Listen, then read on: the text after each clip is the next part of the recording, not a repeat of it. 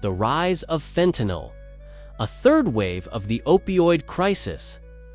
Before we begin, this video discusses substance use, overdose, and related public health issues. If you or someone you know is struggling with substance use, please reach out for help. Resources are linked in the description below. Every day in America, approximately 70 people die from fentanyl overdoses. That's more than one person every 20 minutes. To put that in perspective, that's more deaths per day than most major airline crashes.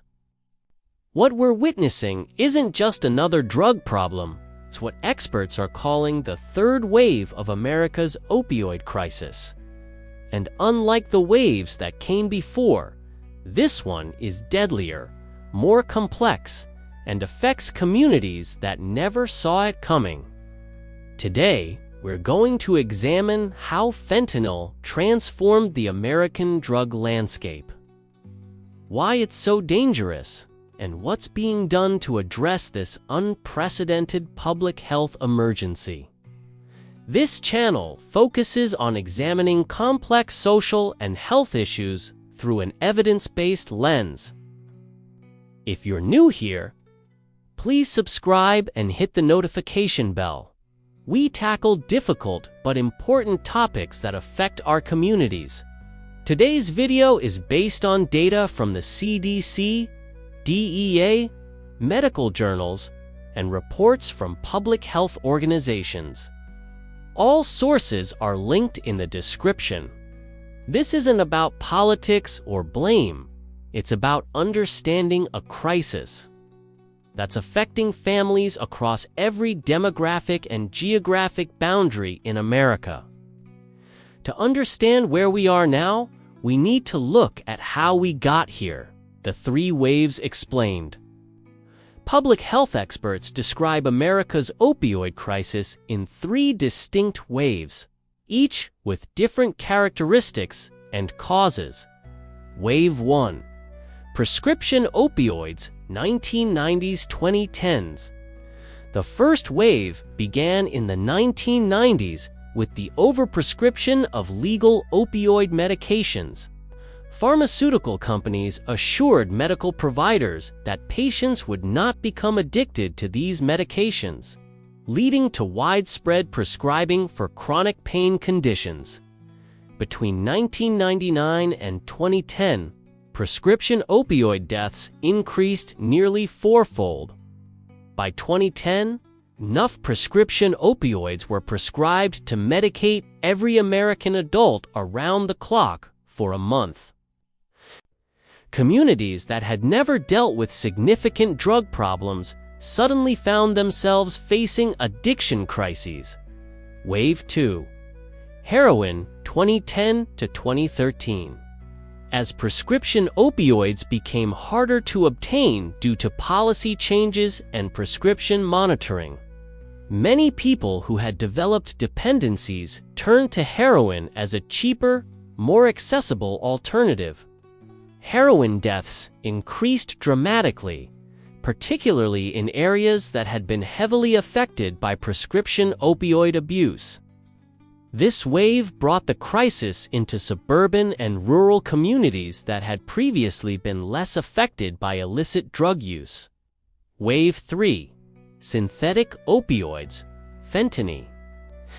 The third wave began around 2013 with the rise of synthetic opioids, particularly fentanyl. This wave has proven to be the deadliest, with synthetic opioid deaths increasing by over 1,000% between 2013 and 2019.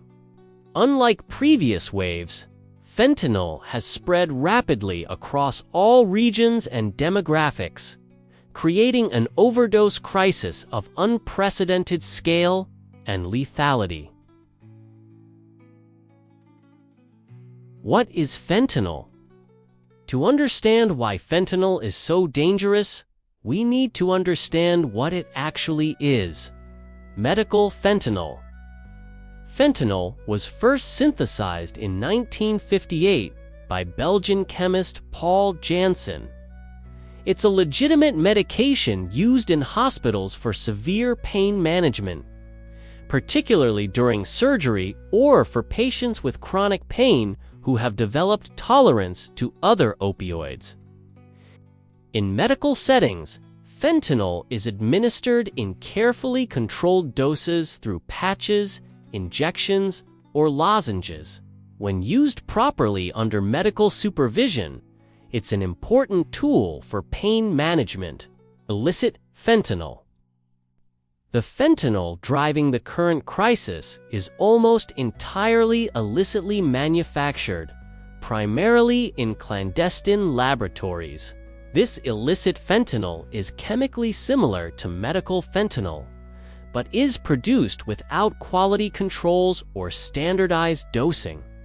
Here's what makes it so dangerous. Fentanyl is approximately 50 times more potent than heroin and 100 times more potent than morphine. A dose as small as 2 milligrams, equivalent to a few grains of salt, can be lethal. To put this in perspective, a lethal dose of heroin might be the size of a match head, while a lethal dose of fentanyl is barely visible to the naked eye. Why fentanyl dominates the illicit market? Understanding why fentanyl has become so prevalent requires looking at the economics and logistics of the illicit drug trade. Economic factors. From a trafficking perspective, fentanyl offers significant advantages over other opioids. It's cheaper to produce than heroin, requires no agricultural components like poppy plants, and can be manufactured entirely in laboratories. Because of its extreme potency, traffickers can transport much smaller quantities to achieve the same number of doses. Where a kilogram of heroin might provide thousands of doses, a kilogram of fentanyl can provide hundreds of thousands of doses. Supply chain factors. Most illicit fentanyl and its precursor chemicals originate from overseas sources, particularly China and Mexico. The chemicals used to make fentanyl are often legal industrial chemicals that can be easily shipped and then converted into the drug. Market adaptation. As law enforcement efforts have disrupted traditional heroin trafficking routes, fentanyl has filled the gap. Its potency means that even if most shipments are intercepted, the small percentage that gets through can supply significant market demand. Additionally, many users aren't specifically seeking fentanyl. They're seeking opioids generally. Fentanyl is now found mixed into heroin, counterfeit prescription pills, and even non-opioid drugs like cocaine and methamphetamine. The human impact. Behind these statistics are real people and families affected by this crisis. Demographics. Fentanyl deaths affect all demographic groups, but some patterns have emerged. Deaths have increased significantly among people aged 25 to 44, and the crisis has increasingly affected communities of color, particularly Black and Latino communities. The crisis has also spread geographically, moving from primarily affecting the Northeast and Appalachian regions to impacting communities across the entire country, including areas with limited addiction treatment infrastructure. Unintentional exposure. One of the most tragic aspects of the fentanyl crisis is the number of unintentional overdoses. Many people who die from fentanyl overdoses didn't know they were consuming fentanyl. Studies of counterfeit prescription pills have found that over 40% contain lethal doses of fentanyl. People seeking what they believe are legitimate medications like oxycodone or Xanax may unknowingly consume fentanyl. impact on families and communities.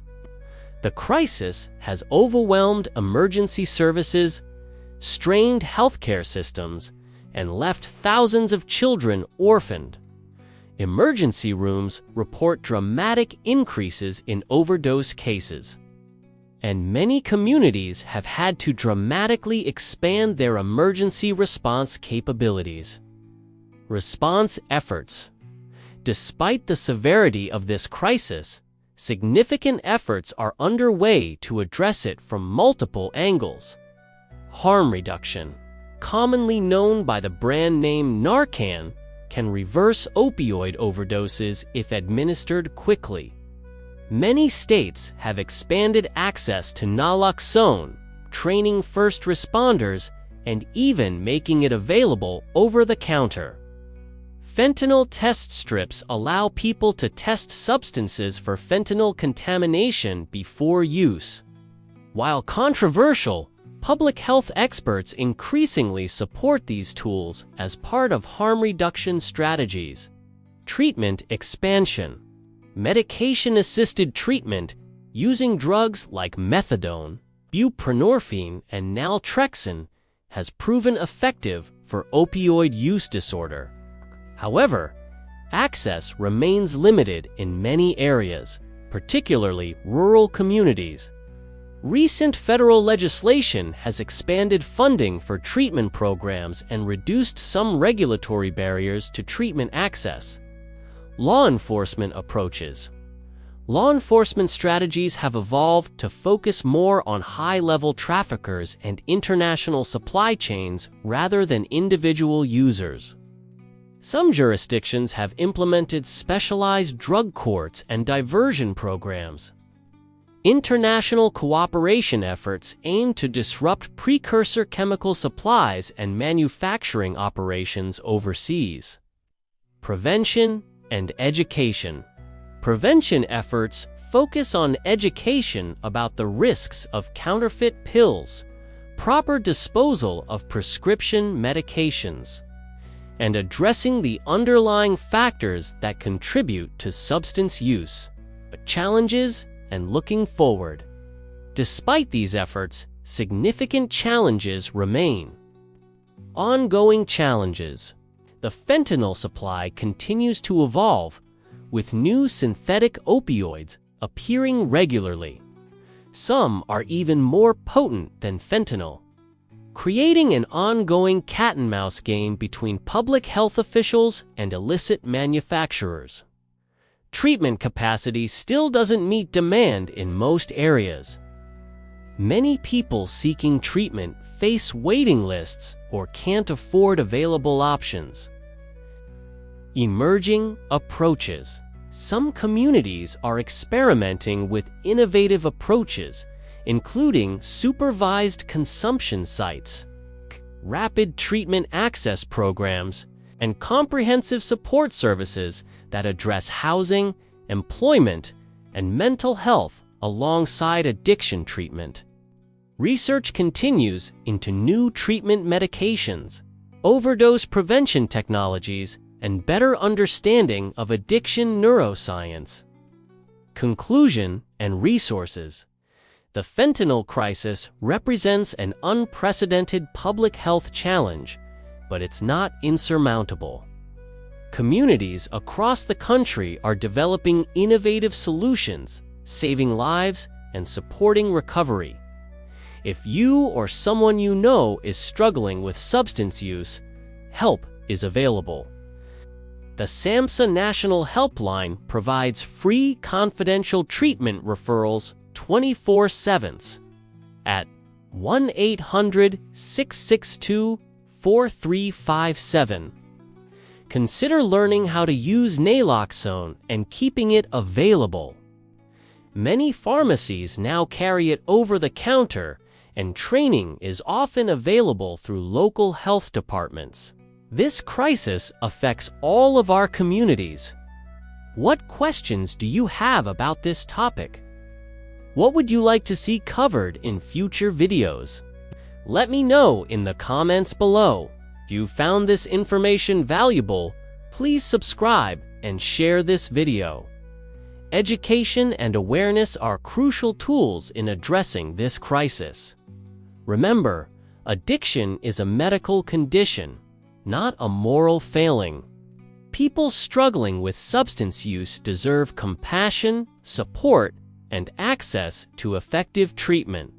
Thanks for watching, and I'll see you next time.